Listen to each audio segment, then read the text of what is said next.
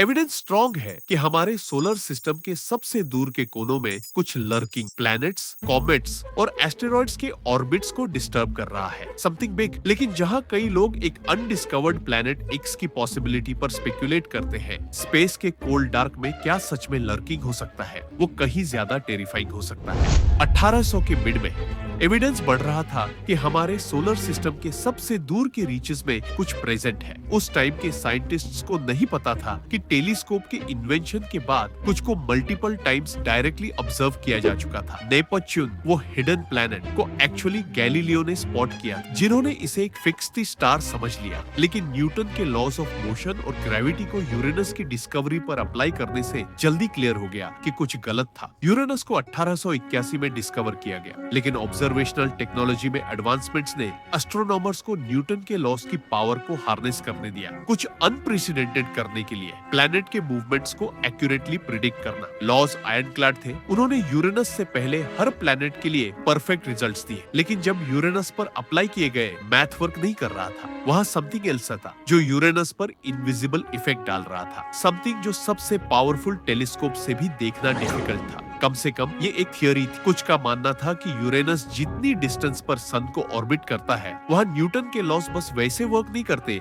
जैसे सन के करीब करते। जॉन काउच एडम्स के लिए ऐसा सोचना हेरेटिकल था। न्यूटन के लॉस को यूज करके एडम्स ने प्रूव करने की ठानी कि समथिंग एल्स यूरेनस को इफेक्ट कर रहा है। उन्होंने डिड्यूस करने का एम किया कि ये परटर्बिंग ऑब्जेक्ट कितना बिग है और इसे फाइनली डायरेक्टली ऑब्जर्व कहाँ किया जा सकता है। पैरेलल में फ्रेंच एस्ट्रोनॉमर और मैथमेटिशियन अर्बेन जॉन जोसेफ लेवेरिये भी इस पर्टर्बेशन प्रॉब्लम पर वर्क कर रहे थे जो यूरेनस को प्लेग कर रहा था। एडम्स के वर्क से इंडिपेंडेंट उन्होंने नेपट्टून की लोकेशन को एक सिंगल डिग्री तक बता दिया, जहां इसे इवेंचुअली डिस्कवर किया गया। लेकिन नेपट्टून की ऑफिशियल डिस्कवरी और इसके मास को कैलकुलेट करने के बाद मैथ अभी भी वर्क नहीं कर रहा था। साइंटिस्ट को रियलाइज हुआ कि अभी भी कोई अनदर ऑब्जेक्ट यूरेनस के ऑर्बिट को इम्पैक्ट कर रहा था। आखिर अगर पहली पर्टर्बेशन थ्योरी सही थी, तो ये प्रूव करता था कि न्यूटन के लॉज एस्ट्रॉइड बेल्ट के बाद वर्क करना स्टॉप नहीं करते। 1906 में पर्सिवल लोवेल ने प्लैनेट एक्स की हंट शुरू की। एक हियराइज्ड नोवा ग्रह उसी मैथमेटिकल प्रिंसिपल्स को यूज करके जिनसे नेपच्यून डिस्कवर हुआ। लोअल ऑब्जर्वेटरी में अपने पर्सनली फंडेड टेलीस्कोप से उन्होंने अपनी नजर उन कैलकुलेटेड पॉइंट्स की तरफ। फिर भी हंट बेकार रही, लेकिन लोवेल ने एक्चुअली प्लूटो की कम से कम 2 इमेजेस कैप्चर की थी। वो इतनी फाइन थी कि दशकों तक अनजान रही। 18 फरवरी 1930 को ही प्लूटो स्पष्ट फोटोग्राफ्ड हुआ, एक बैरली डिसर्निबल लेकिन clearly moving speck of light on photographic plates. तब से प्लूटो ने अपना प्लैनेटरी स्टेटस खो दिया और साइंस हमारे सोलर सिस्टम की कंपोजिशन से प्रिटी कंफर्टेबल रही। फिर भी जैसे जैसे हमारी डिस्टेंट लिमिट्स को ज्यादा प्रिसाइसली ऑब्जर्व करने की एबिलिटी इंप्रूव हुई, क्लियर हो गया कि एक प्रॉब्लम है। पहले हमें डिस्कस करना है कि प्लूटो से आगे ऑब्जेक्ट्स को ऑब्जर्व करना कितना इनक्रेडिबली डिफिकल्ट है। ओर्ट क्लाउड, जिसे डच एस्ट्रोनॉमर जान ओरॉट ने 1950 में प्रपोज किया, एक vast cloud of icy objects है जो हमारे सोलर सिस्टम को सराउंड करता है। मानना है कि इनमें से ज्यादातर ऑब्जेक्ट्स प्लैनेट्स और इनर एस्ट्रॉइड्स के फॉर्मेशन से बचा डिब्री है, जो प्लैनेटरी ग्रेविटेशनल फील्ड्स के इंटरेक्शन से डीप स्पेस में फेंक दिए गए। फिर भी सन की ग्रेविटी उन्हें इंटरस्टेलर स्पेस में एस्केप करने से रोकती है, भले ही वो 5000 एस्ट्रोनॉमिकल यूनिट्स AU पर जहां ओर्ट क्लाउड शुरू होता है। कितनी वीक। कुछ ऑब्जेक्ट्स को इंटरगैलेक्टिक ओरिजिन का भी माना जाता है, फिर से सन के ग्रेविटी फील्ड से कैप्चर्ड। साइंटिस्ट्स तो ये भी बिलीव करते हैं कि हमारा सोलर सिस्टम रेगुलरली दूसरी सोलर सिस्टम्स के साथ मटेरियल स्वैप करता है जब हम गैलेक्सी के सेंटर में जायंट ब्लैक होल के चारों ओर ऑर्बिट करते हैं। और ये प्लैनेट एक्स की पॉसिबिलिटी को और एक्साइटिंग बनाता है, क्योंकि हमारे सोलर सिस्टम में लर्किंग कोई प्लैनेट हो सकता है जो कंप्लीटली डिफरेंट सोलर सिस्टम से आया हो, लेकिन इसे ढूंढना जितना साउंड्स करता है उससे कहीं ज्यादा हार्ड है। इतनी डिस्टेंस पर ऑब्जेक्ट सन से रिसीव होने वाली लाइट को बैरली रिफ्लेक्ट करते हैं, जिससे वो हमारे टेलीस्कोप्स के लिए प्रैक्टिकली इनविजिबल हो जाते हैं। रेडर लगभग यूजलेस, क्योंकि आउटगोइंग वेव कितनी वाइडली डिस्पर्स्ड होती है और रिटर्न कितना वीक होता है। जहां हम दूर के सोलर सिस्टम्स में बिग ऑब्जेक्ट्स को उनके सन्स के करीब इमेज कर सकते हैं, अपने फ्रिंजेस में लर्किंग किसी चीज की डिटेल्स गैदर करना ऑलमोस्ट इम्पॉसिबल है, भले ही वो प्लैनेट जितना बिग हो।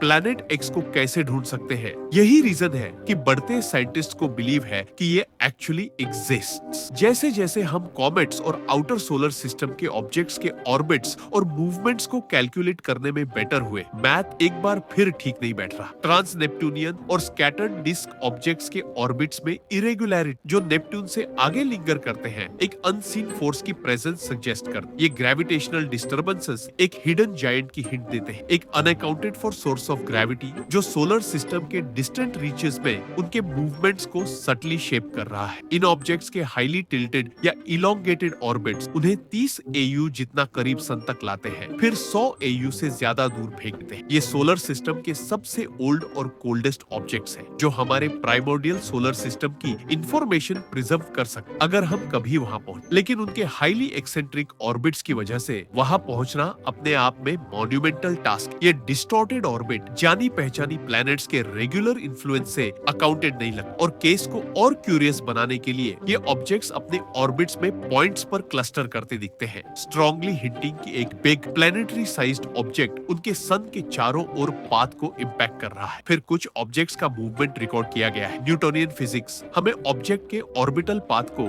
ग्रेविटी फील्ड में एक्सट्रीमली एक्यूरेटली प्रिडिक्ट करने देता है। इसने हमें कभी फेल नहीं किया, यहाँ तक कि नेपट्टून और प्लूटो की डिस्कवरी जैसे एक्सट्रीम सर्कमस्टेंसेस में भी। फिर भी कुछ ऑब्जेक्ट्स अपने ऑर्बिट को ऐसे शिफ्ट करते दिखे हैं जो मैथ से अलाइन नहीं करता जब जानी पहचानी प्लैनेट्स को कंसिडर किया जाता है। और जब ये ऑब्जेक्ट्स सन के सबसे करीब पॉइंट पर पहुंचते हैं, जिसे ऑर्बिटल पेरिहीलियन कहते हैं, ये प्रेडिक्टेबल पॉइंट इन स्पेस भी अनएक्सपेक्टेडली मूव करता दिखता है। जब सिर्फ आउटर प्लैनेट्स का ग्रेविटेशनल इन्फ्लुएंस लिया जाता है, तो ये कुछ ऑब्जेक्ट्स के पेरिहीलियन के ऑब्जर्व शिफ्टिंग को मॉडल करने में फेल हो जाता है। एविडेंस सामने है, समथिंग जिसे हम काउंट करने में फेल हुए हमारे सोलर सिस्टम के सबसे दूर के ऑब्जेक्ट पर इफेक्ट डाल रहा है। और जब साइंटिस्ट एक हाइपोथेटिकल प्लैनेट एक्स को कंप्यूटर सिमुलेशंस में प्लग करते हैं, तो ये ऑफ्टन ट्रांस नेप्टूनियन ऑब्जेक्ट्स के मूवमेंट्स की सारी ऑब्जर्व प्रॉब्लम्स को रिजॉल्व कर देता है। तो अगर प्लैनेट एक्स के होने की संभावना है, तो हम इसे कैसे ढूंढें और क्या होगा? जैसा कुछ एविडेंस सजेस्ट करता है कि प्लैनेट एक्स कोई प्लैनेट ही नहीं, बल्कि समथिंग कहीं ज्यादा टेरिफाइंग और डिस्ट्रक्टिव है, जो हमारे ओन नेबरहुड में लर्किंग है। प्लैनेट एक्स की हंट, चाहे वो कितना भी बिग, साइंटिस्ट एस्टिमेट करते हैं कि ये 5 से 10 अर्थ मैसेज हो सकता है। एक्सट्रीमली डिफिकल्ट इतनी डिस्टेंस पर ऑब्जेक्ट सन से हिट करने वाली लाइट को बैरली शाइन करते हैं, और उनकी इंफ्रारेड सिग्नेचर इनक्रेडिबली फेंट है। हालांकि जेम्स वेब टेलीस्कोप जैसे टेलीस्कोप्स और दूसरी सेंसिटिव इंफ्रारेड टेलीस्कोप्स को इस टास्क के लिए रिपर्पस किया जाता है। जेम्स वेब इतना सेंसिटिव है कि ये लाइट ईयर्स दूर के बॉडीज के फेंटेस्ट इंफ्रारेड सिग्नेचर्स डिटेक्ट कर सकता है, और स्पेस की ट्रूली ग्राउंड ब्रेकिंग ऑब्जर्वेशन में लीड किया है। प्रॉब्लम ये है कि जेम्स वेब किसी भी गिवन डे पर 39% स्काई को ही देख सकता है। लेकिन अगर प्लैनेट एक्स जितना फेंट ऑब्जेक्ट ढूंढना हो, तो इसे ज्यादा प्रिसीजन से बताना होगा कि कहां देखना है। यहाँ जानी पहचानी ऑब्जेक्ट्स पर प्लैनेट एक्स के ग्रेविटेशनल इफेक्ट्स को कैलकुलेट करना सर्च को नैरो कर सकता है। नेपट्टून और प्लूटो की तरह साइंटिस्ट ट्रांस नेप्टूनियन ऑब्जेक्ट्स को उनके ऑर्बिट्स में ट्रैक कर सकते और एडवांस कंप्यूटर मॉडल्स में प्लग कर सकते हैं, जो न्यूटोनियन फिजिक्स को रिवर्स में वर्क करने के लिए यूज करते। ये उन्हें एक अननोन ऑब्जेक्ट की कैरेक्टरिस्टिक्स के कंक्लूजन पहुंचने देगा, जो ऑब्जर्व्ड ऑर्बिटल इरेगुलरिटीज को काउंट करता है। ये साइंटिस्ट को बताता है कि क्या ढूंढना है, और डाटा लेकर वो मॉडल करना शुरू कर सकते हैं कि ऐसा ऑब्जेक्ट किसी गिवन टाइम पर कहां एक्सपेक्टेड है। एक एक्सट्रीमली सेंसिटिव इंफ्रारेड टेलीस्कोप को इसके फील्ड ऑफ व्यू में सारी इंफ्रारेड सोर्सेज को अकाउंट करने के लिए यूज किया जा सकता है, और उस डेटा को जानी पहचानी ऑब्जेक्ट्स से कंपेयर करके न्यूली डिस्कवर्ड ऑब्जेक्ट्स ढूंढे जा सकते हैं। मैथ इतना प्रिसाइज होना चाहिए कि ऐसी सर्वे में दूसरी ट्रांस नेप्टूनियन ऑब्जेक्ट्स की इनएविटेबल डिस्कवरी के बावजूद प्लैनेट एक्स को यूनिकली आइडेंटिफाई किया जा सके। दूसरा ऑप्शन है एक मेथड यूज करना, जैसा हम दूसरी सोलर सिस्टम्स में प्लैनेट्स की हंट करते हैं। हम दूर के स्टार्स के चारों ओर प्लैनेट्स को डायरेक्टली इमेज नहीं कर सकते। इसके बजाय हम उन स्टार्स को लंबे समय तक सावधानी से ऑब्जर्व करते हैं, और फिर टोटल लाइट में शिफ्ट्स ढूंढते हैं जो स्टार दे रहा है। लाइट ग्राफ में कोई डीप मतलब है कि कोई ऑब्जेक्ट हमारे और स्टार के बीच मूव कर रहा है। ये हमें ऑब्जेक्ट का साइज हाई प्रिसिशन से कैलकुलेट करने देता है, और इस तरह दूर के प्लैनेट्स की प्रेजेंस रिवील होती है। ऐसा ही ऑकल्टेशन मेथड प्लैनेट एक्स को ढूंढने के लिए यूज किया जा सकता है। हमें बैकग्राउंड स्टार्स की लाइट ऑब्जर्व करनी होगी, और फिर वेट करना होगा कि वो इनकमिंग आउटगोइंग लाइट शिफ्ट होती है या ड्रॉप कर। बैकग्राउंड स्टार से इनकमिंग लाइट में ड्रॉप्स को ट्रैक करके हम लिटरली प्लैनेट एक्स के मूवमेंट को स्काई में ट्रैक कर सकते। ये हमें एग्जैक्ट लोकेशन देगा कि टेलीस्कोप्स को कहाँ एम करना है इसे डायरेक्टली इमेज करने के लिए। अभी मैटर फंडिंग का है, न कि एबिलिटी या एविडेंस का। अनफॉर्चुनेटली नासा और ईएसआई जैसी लार्ज एजेंसीज के पास लिमिटेड बजट्स है और कॉम्पिटिंग प्रायोरिटीज बहुत। प्लैनेट एक्स को ढूंढना अभी प्रायोरिटी लिस्ट में हाई नहीं है, क्योंकि ह्यूमैनिटी मून पर रिटर्न करने, न्यू इंटरनेशनल स्पेस स्टेशन बनाने या हिस्ट्री में फर्स्ट टाइम किसी दूसरी प्लैनेट पर कदम रखने की प्रिपरेशन कर रही है। लेकिन क्या होगा अगर प्लैनेट एक्स कोई प्लैनेट ही नहीं है? क्या होगा अगर ये समथिंग कहीं ज्यादा टेरिफाइंग है? हमें अभी जस्ट इतना पता है कि something likely outer solar system में ऑब्जर्व्ड ग्रेविटेशनल इफेक्ट डाल रहा है। यह हमें बताता है कि समथिंग है, न कि वो क्या है। और वो समथिंग रियली स्केरी स्टफ हो सकता है, जैसे ब्लैक होल या डार्क मैटर। साइंटिस्ट को नहीं पता डार्क मैटर क्या है, इसलिए इसका नेम। हम जो नो करते हैं वो ये है कि यूनिवर्स की हमारी ऑब्जर्वेशंस के बेस पर फिर से न्यूटोनियन फिजिक्स यूज करके मैथ ट्रूली एपिक स्केल पर वर्क नहीं कर रहा। गैलेक्सीज जितने बिग ऑब्जेक्ट्स के ऑब्जर्व्ड ऑर्बिट्स को एक्सप्लेन करने के लिए यूनिवर्स 80% डार्क मैटर से बना है, लेकिन ये साइंटिस्ट से अनसीन रहता है। ये कहना कि ये साइंस का क्राइसिस है अंडरस्टेटमेंट होगा। इमेजिन करो अगर तुम किसी चीज का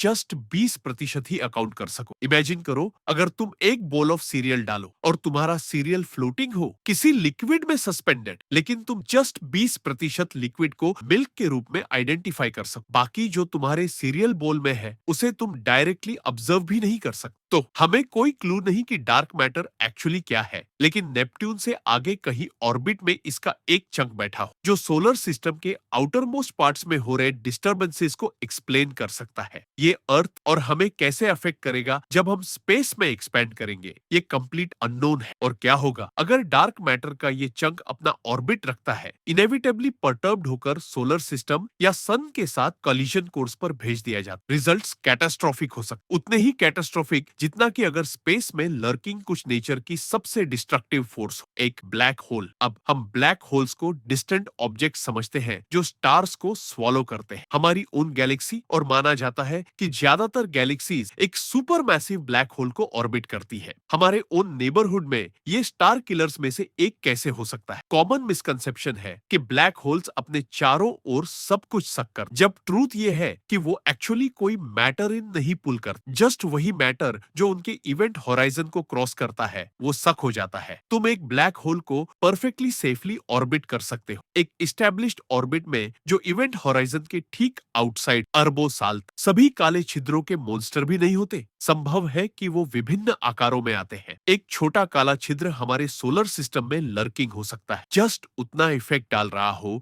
जितना डिस्टेंट ऑब्जेक्ट्स के ऑर्बिट्स को पर्टअप करने के लिए चाहिए। वो रियली प्रॉब्लम नहीं। प्रॉब्लम ये है कि जब ब्लैक होल का ओन ऑर्बिट पर्टअप हो जाता है, यही वह है जिससे कॉमेट्स बनते हैं, डिस्टेंट आइसी बॉडीज जो इवेंचुअली सोलर सिस्टम की रिलेंटलेस पुल ऑफ ग्रेविटी के आगे झुक जाते हैं। टाइम के साथ उनके ऑर्बिट्स शिफ्ट होते हैं, उन्हें इनवर्ड की, कभी कभी इनर सोलर सिस्टम में डीप प्लंज करते हैं या सन की आउटर लेयर्स को ग्रेज करते हैं। कोई रीजन नहीं कि ऐसा ब्लैक होल के साथ ना हो सके, खास तौर पर क्योंकि ऑर्बिटल मैकेनिक्स इनक्रेडिबली कॉम्प्लेक्स है। भले ही इसमें मिलियंस या बिलियंस ऑफ ईयर्स लगे, ग्रेविटेशनल पर्टर्बेशंस एक लर्किंग ब्लैक होल के ऑर्बिट पर ड्रामेटिक इफेक्ट जोड़ सकते हैं, इसे स्ट्रेट इनर सोलर सिस्टम और यहाँ तक कि अर्थ की तरफ शूट कर सकते हैं। अर्थ का ब्लैक होल से स्ट्रोक होना कैटास्ट्रोफिक होगा, क्योंकि होल जितना ज्यादा मास कंज्यूम करेगा उतना बिग होगा। ये बदले में इसकी ग्रेविटेशनल पुल को बढ़ाएगा और ज्यादा मैटर को सक करेगा। यहाँ तक कि अगर ये अर्थ को मिस कर अपने पाथ में इनफ मटेरियल कंज्यूम करके ये अर्थ के ऑर्बिट को ऑल्टर कर सकता है, हमें सन की स्कोर्चिंग हीट के करीब पुल कर सकता है या वाइड में दूर फेंक सकता है। और अगर ये स्लोली ट्रेवल कर रहा हो तो इसकी इमेंस ग्रेविटेशनल फोर्सेस हमारी प्लैनेट को कंप्लीटली टीयर अपार्ट कर सकते, लाइफ का कैटास्ट्रोफिक एंड जैसा हम नो कर